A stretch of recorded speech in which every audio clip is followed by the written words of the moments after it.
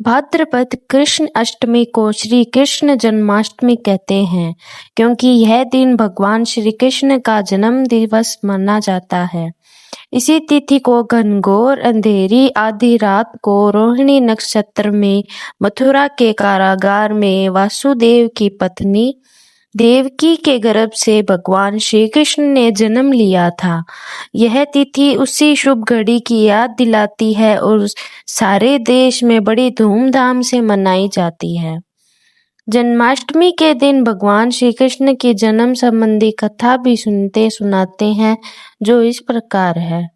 द्वापर युग में भोजवंशी राजा उग्रसेन मथुरा में राज्य करता था। उसके आतताई पुत्र कंस ने उसे गद्दी से उतार दिया और स्वयं मथुरा का राजा बन बैठा। कंस की एक बहन देवकी थी, जिसका विवाह वसुदेव नामक यदुवंशी सरदार से हुआ था। एक समय कंस अपनी बहन देवकी को उसकी ससुराल पहुंचाने जा रहा था। रास्ते में आकाशवाणी हुई, हे कंस, जिस देवकी को तू बड़े प्रेम से ले जा रहा है, उसी में तेरा काल बसता है। इसी के गर्भ से उत्पन्न 8वां बालक तेरा वध करेगा। यह सुनकर कंस वसुदेव को मारने के लिए उद्यत हुआ।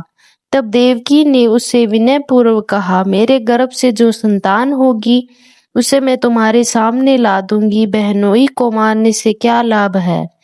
कंस ने देवकी की बात मान ली और मथुरा वापस चला गया। उसने वसुदेव और देवकी को कारागृह में डाल दिया। वसुदेव देवकी को एक एक करके 7 बच्चे हुए और 7 को जन्म लेते ही कंस ने मार डाला। अब 8वां बच्चा होने वाला था। कारागार में उन पर कड़े पहरे बैठा दिए गए। उसी समय नंद की पत्नी यशोदा को भी बच्चा होने वाला था।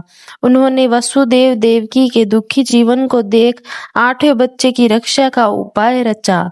जिस समय वसुदेव देवकी को पुत्र पैदा हुआ, उसी समय संयोग से यशोदा के गर्भ से एक कन्या का जन्म हुआ, जो और कुछ नहीं सिर्फ माया थी।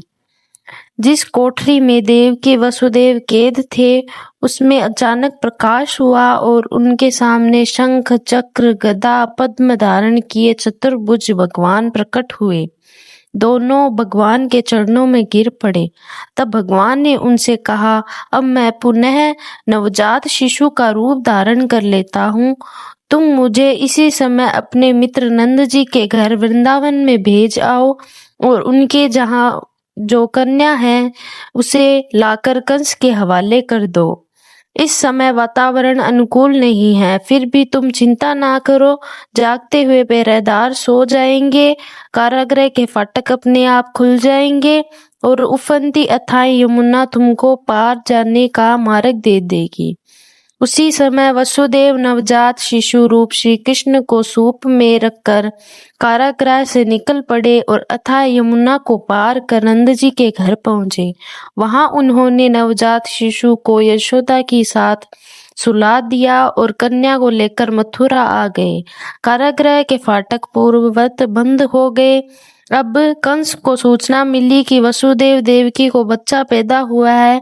उसने बंदी गृह में जाकर देवकी के हाथ से नवजात कन्या को छीनकर पृथ्वी पर पटक देना चाहा, परंतु वह कन्या आकाश में उड़ गई और वहां से कहा, अरे मूर्ख, मुझे मारने से क्या होगा। तुझे मारने वाला तो वृंदावन में जा पहुंचा है। वह जल्द ही तेरे पापों को दंड देगा। यह है कृष्ण जन्म की कथा। बोलो कृष्ण भगवान की जय हो।